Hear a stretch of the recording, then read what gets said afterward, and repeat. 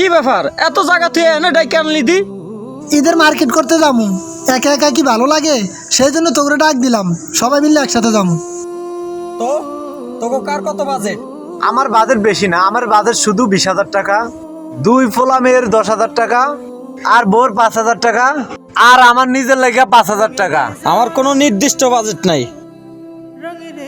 সবার আগে বাপ মার লেগে কিনমু, তারপরে বাকি সবাই লেগে। আমার কেউ রে দেওয়া লাগে না, ফ্যামিলিতে বড় ভাই আছে, বড় ভাই সবেরই দেয়। আমার পরে একলাই লাগবে 50,000, আর টুকিটাকি যা আছে এগুলা কিনমু। আর বাপ মা তো বুড়ো হয়ে গেছে, হ্যাঁ করে আর কি দিমু। আচ্ছা, তোর বাপ মা বুড়ে হয়ে গেছে দেখে কি তাগো কি সকাল রাত বুড়ে হয়ে গেছে, নাকি তোর বাপ মা বুড়ে হয়ে গেছে দেখা ঈদও বুড়ে হয়ে গেছে?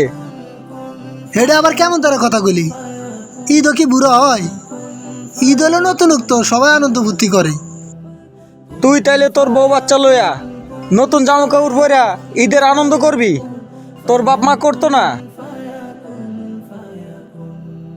শোন রবিউল, একটা সময় তুইও বুড়ো হইবি, তুই তোর বাপ মার লগে যা করবি তোর ছেলে মেয়েরাও তোর লগে তাই করবো। वही था जब कहीं पे कुछ नहीं थी, नहीं था वही था, वही था, वही था। वो जो मुझे में समाया, वो जो तुझे में समाया।